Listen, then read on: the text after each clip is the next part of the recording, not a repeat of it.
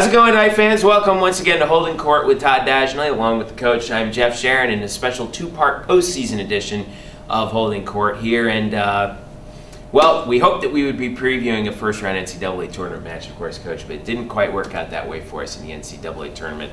And that's going to be a large part of our second part of the equation. But first of all, your impressions of the team as you head back. You know, it's tough to see your season end on television as opposed to on the floor. Right. But overall, what were your emotions on Sunday when everything went down? Yeah, we put it in a committee's hands, and really, we won our last match. It's not very often you get to win your last match of the year, and we put it into somebody else's hands. You know, we said from the beginning, let's make somebody tell us that our season is done. We don't end our own season, you know. And we made somebody tell us that our season was over, and you know, so we'll get into it a lot later, I'm sure. But it was a tough way to end the season. Nonetheless, you know, we go back to the first show that we did together this season, and you know, we talked a lot about how, you know, you had specific goals set for your team. 20 wins, 4th place in conference. You finished 1 game back of second. You know, there were 2 teams obviously tied for second in Conference USA, so 4th place. But a lot of those goals you were able to mark off the checklist, right. and that certainly had to make you proud looking back at it. You know, I felt like right from the very beginning, we felt like this was going to truly be our breakout year, the year we got over 500 and really started making some strides. And you know, we were picked 8th in the Conference USA poll, and I was a little steamy on that. And I said, I picked us 4th, and I'm not going to apologize for it. And I felt like if there were 7 teams better than we were, then we were going to get 3 or 4 teams in the NCAA tournament. As it turns out, we only got 1. Yeah. And again, we'll get into that more a little bit later. But I thought that we were probably about the 4th place team, and it turns out that's exactly what we were, a 4th place team. What I didn't know was 1 game out of second. And what I didn't know is that we were going to go through a stretch where we completely had to reinvent ourselves. You know, we started a freshman, Kayla Keller, actually came in, had an abdominal injury, missed time, came back, tore it up, and then had a sprained ankle to end her season. And so we kind of started the season more on a cruise control because we really didn't have our true lineup in there. Mm-hmm. And then we head down to Florida Gulf Coast with our lineup, don't drop a set. And I feel like we're cruising. And then the injury with Keller just kind of crept back in with that abdominal, but she kind of gritted it out. We felt like it was going to be a season where she's just going to have to grit it out. Yeah. And then the ankle happened, which ended all hope of her recovering from an abdominal injury. And you know, we went on to lose 4 of our next 5 matches. Mm-hmm. And you know, looking back, the reason wasn't so much of the replacement for Keller, it was all the intangibles that Keller had on the floor. The passing, the defense, the experience, a lot of those things, we just didn't have an immediate replacement for that, and so we paid the price for the next 5 matches. The big difference between this year and other years, though, we were on a 12, 13 match losing streak in other years when that would happen. And we started getting better and better at the end of that 5-match stretch where we struggled, and then we went to tear it up again, winning 7 of our last 9. You know, we were comfortable with ourselves. We knew who we were. We knew what we were good at and what we weren't good at, and we did a really good job of covering where we were weak. And I thought that's where you know, our leadership really stepped in. Yeah, I think that's an excellent way of putting it, because you know, I sensed from my own perspective watching the team that midway through the season, after that rough patch, you guys found your identity. What was the turning point specifically that enabled you to pick it back up towards the end? I thought there was a couple of things. I thought that Ashley Galinos finally got comfortable being on the floor.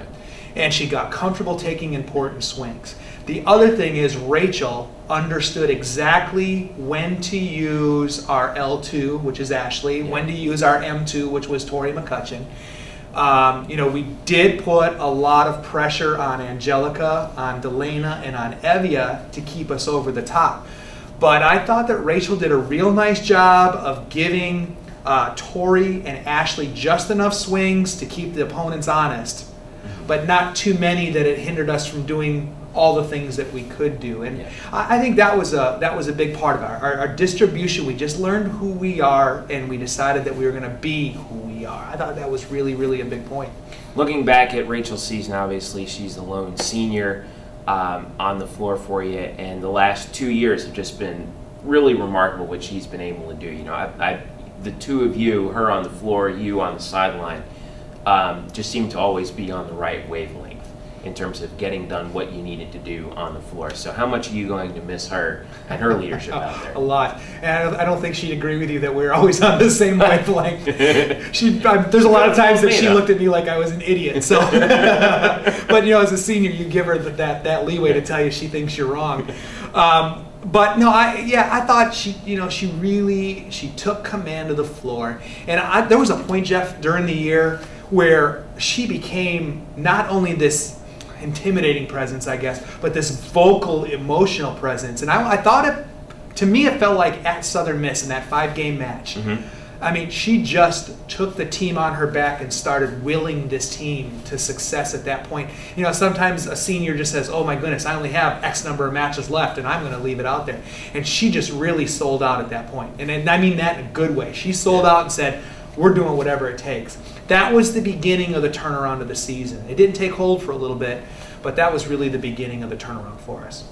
When you look back at some of the other achievements, I mean, you beat USC this year. I mean, I think that's certainly going to be one of the great highlights that we'll take away from this season that go for all time in the annals of UCF volleyball.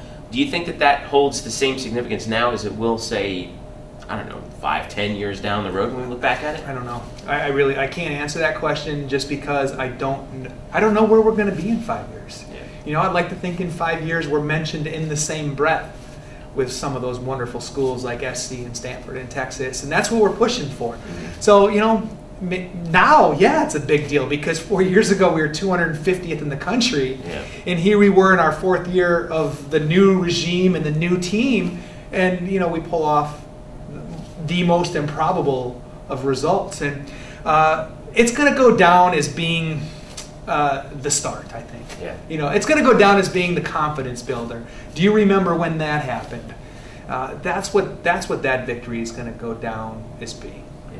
Now, I want to talk a little bit about some of the players that we saw really step up this year and just get your evaluation of them as they finished. I thought that Angelica Crump really turned into the weapon that you were always hoping that she would be. Evia Vilde was just the picture of consistency. She was playing on the floor obviously from her very first time here, but it was almost like we took her for granted as well as she played.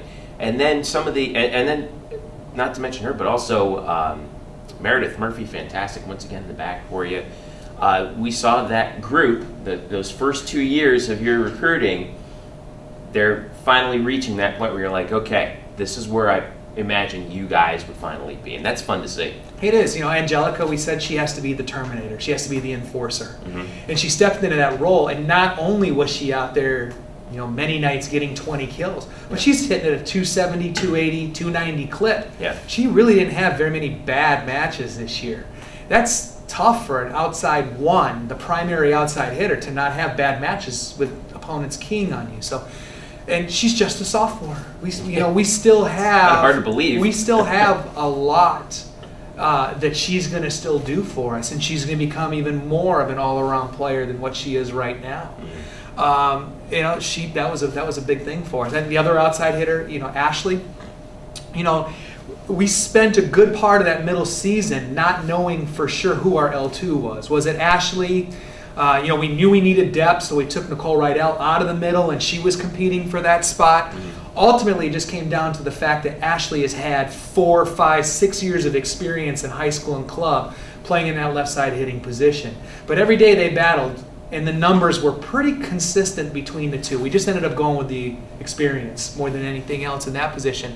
But I think for Evia had 2 different seasons. Evia had a beginning of the season where we could spread the ball around a lot more, and then at the end of the season where we really were limited in some of the things that we could do. That's where she took a lot of swings in a short amount of time. Teams were keying on her, and her kill number stayed high, but her hitting percentage came down.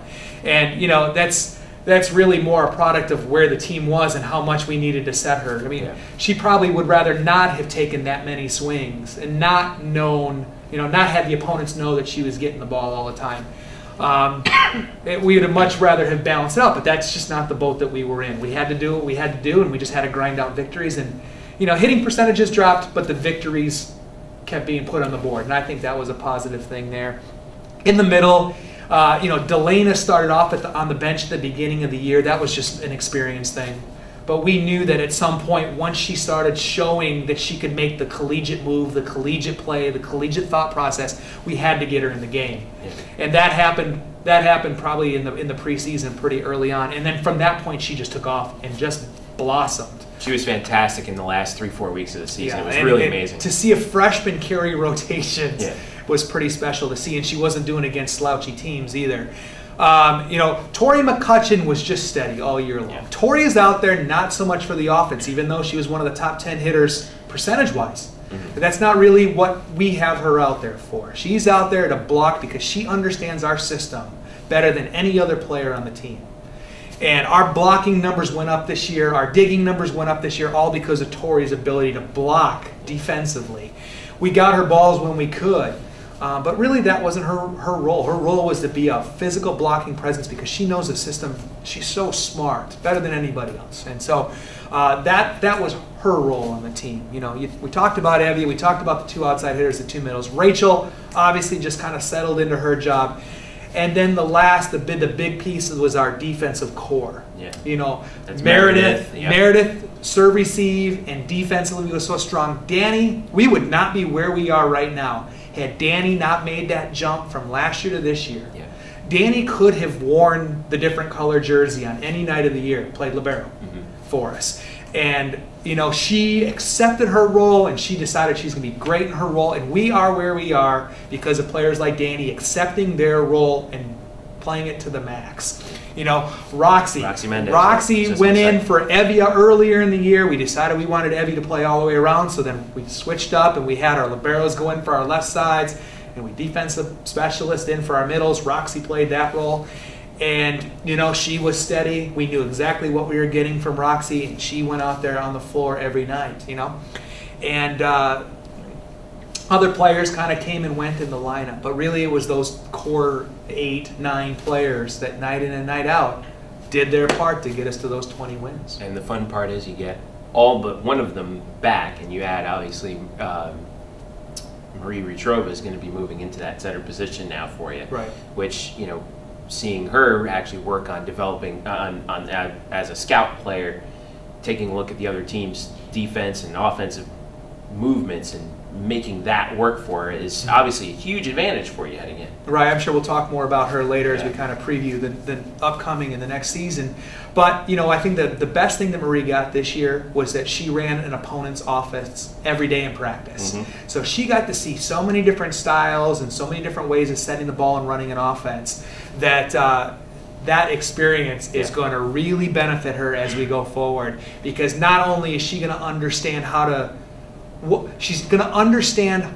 an opponent's offense, but she's going to understand how to manipulate their offense and defense as a process of running their system. Yeah, and that's going to be a lot of fun to watch. Well, here's what we're going to do. We're going to, and now that we put a nice little bow on 2011, what we're going to do is we're going to talk about the tournament, how that all worked out, and then we're going to look ahead to 2012 and the UCF volleyball program, as we have a busy spring coming up, obviously, and then before you know it, seemed like we just went through this last year, like the season just began, but here we go. So stick around with us, and we're going to be back with part 2 here of our postseason holding court with Todd Dagenais. Thanks once again, Coach. Stick around. We'll see you for part 2 in just a second.